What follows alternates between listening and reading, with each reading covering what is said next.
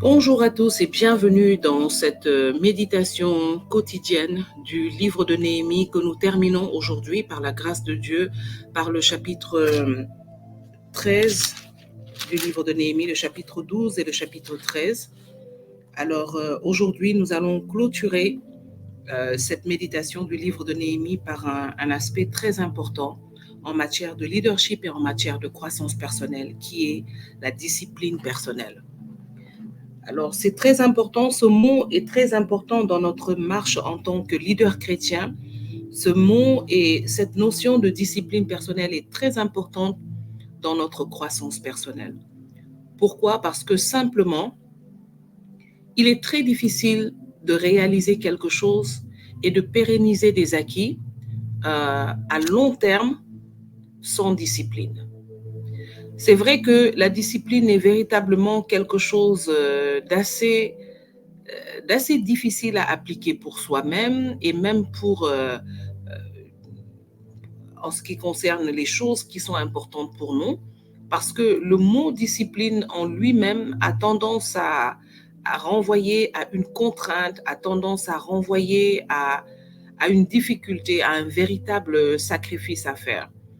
Mais la vérité est que personne ne peut réussir quelque chose, ne peut pérenniser des acquis sans discipline. Personne ne peut véritablement le faire. Nous avons besoin de la discipline si nous voulons nous positionner comme des leaders. Nous avons besoin de la discipline si nous voulons nous positionner comme des personnes matures dans ce que nous entreprenons, dans nos efforts quotidiens. Et nous allons voir que cette discipline a permis à Néhémie et à tous les leaders qui l'ont suivi dans la reconstruction de Jérusalem de réaliser l'impossible. Nous allons voir que dans le livre de Néhémie, lorsqu'il a commencé sa tâche, déjà, rien que de demander la permission à l'empereur pour aller accomplir une mission aussi grande que celle de la reconstruction de Jérusalem, c'était déjà quelque chose d'improbable. Mais il a confié cette situation au Seigneur qui a marché avec lui et il l'a réalisé par sa perspicacité et sa détermination, par sa passion et sa compassion pour son pays. Alors, on va voir aussi que dès qu'il va commencer sa tâche, il a eu des ennemis, des opposants qui se sont opposés à lui tout au long de la construction, ce qui était très difficile, qui les a d'ailleurs poussés à avoir les armes d'une main et à travailler d'un autre côté sans s'arrêter. C'est un grand signe de discipline. La discipline nous donne de la détermination. La discipline, c'est le fruit de la persévérance. La discipline, c'est le fruit de la foi que nous avons dans notre vision. Lorsque nous croyons en nous et que nous croyons en Dieu, nous sommes disciplinés dans ce que nous faisons. Et lorsque nous parlons de discipline, ça peut renvoyer à beaucoup de contraintes, à beaucoup de difficultés pour certains. Dès qu'on entend discipline, on entend contrainte, on entend règle, et par conséquent, c'est un mot qui est réverbatif pour plusieurs personnes. Mais la vérité est que quand nous croyons en quelque chose, quand nous voulons réaliser quelque chose, quand nous croyons en nous-mêmes, quand nous croyons en notre vision, quand nous croyons aux rêves que Dieu a mis dans notre cœur, tous les jours ne seront pas faciles. Et le seul moyen de vaincre les jours de difficulté, de vaincre les défis qui vont se présenter sur notre route, ce sera grâce à notre discipline personnelle. Parce que lorsque nous croyons en notre vision et que nous sommes déterminés à l'accomplir, nous allons faire ce que nous avons à faire, quelles que soient les difficultés qui se placent sur notre route. Nous avons vu que Néhémie a été découragé. Ses ennemis, ses opposants ont usé de stratagèmes. Ils sont même passés par un faux prophète pour donner de fausses prophéties, pour l'emmener dans le temple, pour l'emmener à commettre un péché, c'est-à-dire à être banni, à être écarté de sa vision de manière insidieuse, en passant par des choses qui étaient importantes pour lui comme la foi. Mais sa discipline à respecter la loi de Dieu lui a permis de détecter ces pièges et de les déjouer.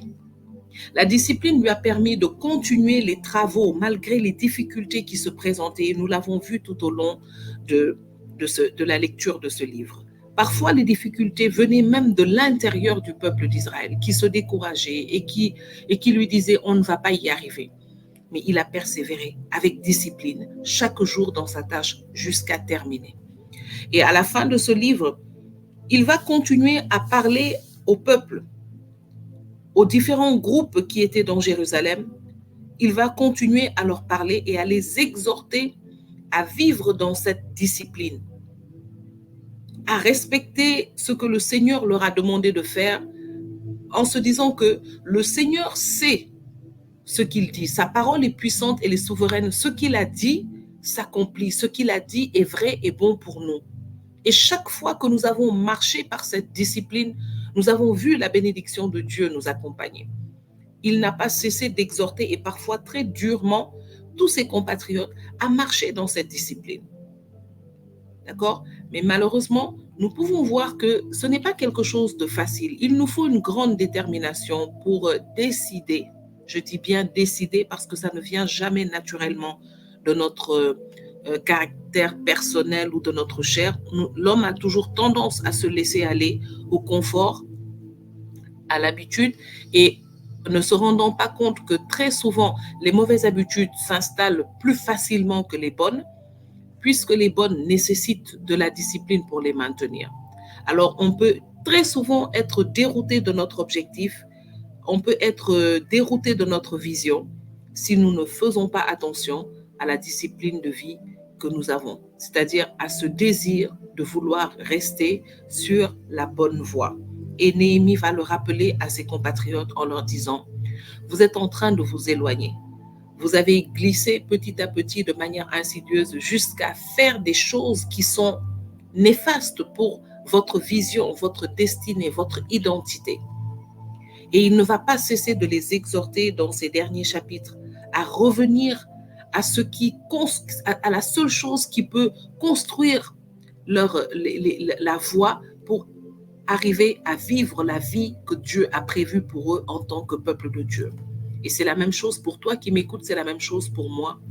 Nous avons besoin de décider d'établir une discipline de vie qui va contribuer à la réussite du plan de Dieu pour nous, qui va contribuer à la réalisation de notre vision, à la réalisation de nos objectifs, de ce que Dieu a mis dans notre cœur. Et sans discipline, nous ne pouvons pas y arriver.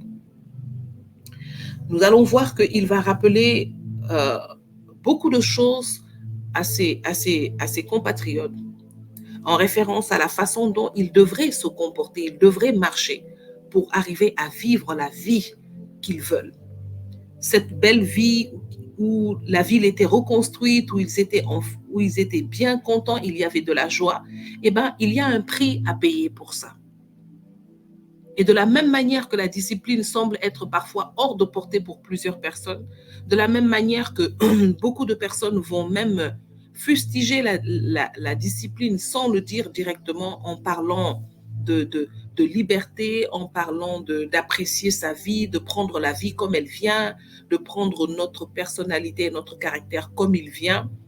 Je pense que tous ces concepts, en fait, nous renvoient simplement à esquiver une certaine discipline de vie qui nous permettra tout simplement d'arriver à réaliser notre vision, nos objectifs. Et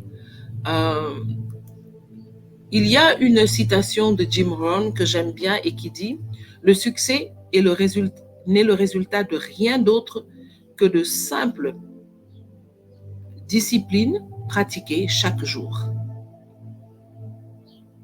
Et John Maxwell va reprendre cette citation d'une autre manière en disant que ta réussite est cachée dans ta discipline quotidienne.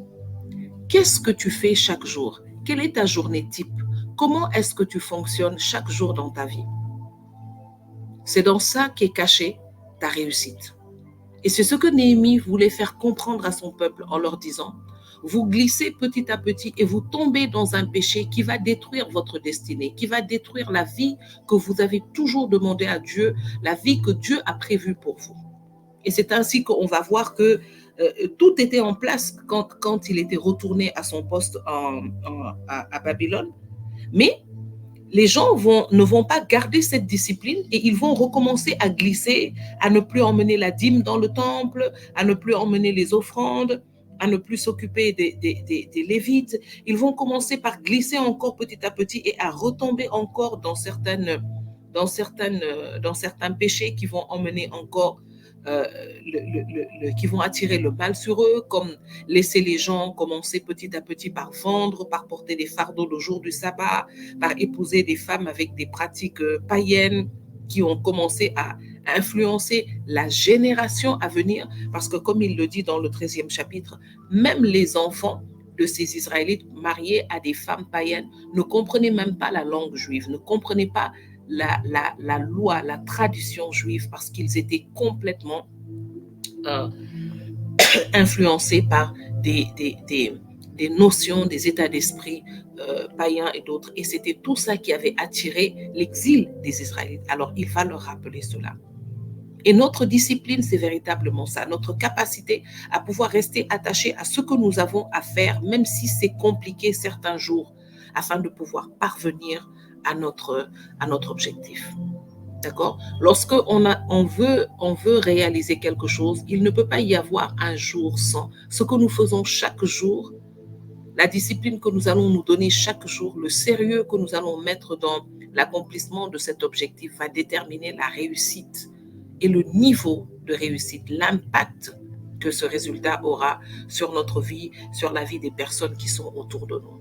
Alors, la réussite dans tout ce que nous faisons est attachée à notre discipline, je dirais, quotidienne, ce que nous faisons chaque jour. Il y a des personnes qui sont incapables de dire avec précision comment est organisée leur journée. Il y a des personnes qui n'arrivent jamais à lire un livre ou à terminer un livre, qui n'arrivent jamais à commencer ce programme de diète ou de sport, ou ce programme d'études, ou alors ce livre qu'elles veulent tellement lire. Et ce sont les mêmes excuses. Je n'ai pas le temps, je n'ai pas le temps, je n'ai pas le temps. Seulement le temps, nous savons que nous avons tous 24 heures données. Pourquoi certaines personnes parviennent à lire un livre? Pourquoi certaines personnes parviennent à rentrer dans des programmes de diète, d'entraînement pour avoir une meilleure santé? Pourquoi certaines personnes parviennent à reprendre leurs études alors qu'elles ont aussi 24 heures? Et parfois, on peut prendre des personnes qui ont exactement le même type de vie, c'est-à-dire, je prends un exemple, on va prendre une femme qui a des enfants, qui a un mari, qui a sa maison, qui vit dans le même pays que toi, qui a les mêmes conditions que toi, qui travaille comme toi, mais qui parvient, par exemple, à faire quelque chose comme lire un livre, commencer une diète, quelque chose en dehors de ses obligations quotidiennes. Comment elle y parvient? Alors que, par exemple, moi, je n'y parviens pas ou que toi, tu n'y parviens pas. Tout réside dans notre discipline quotidienne. Tout réside dans notre discipline quotidienne. Et lorsque nous nous donnons l'habitude de marcher dans cette discipline, nous pouvons entreprendre n'importe quoi et espérer le réussir. Alors, merci encore d'avoir partagé avec moi cette méditation du livre de Néhémie. J'espère qu'elle a été édifiante pour vous. Si c'est le cas, je vous invite à partager cette vidéo et à continuer à nous suivre pendant cette campagne de feu pour d'autres contenus quotidiens. Que le Seigneur vous bénisse. Passez une excellente journée.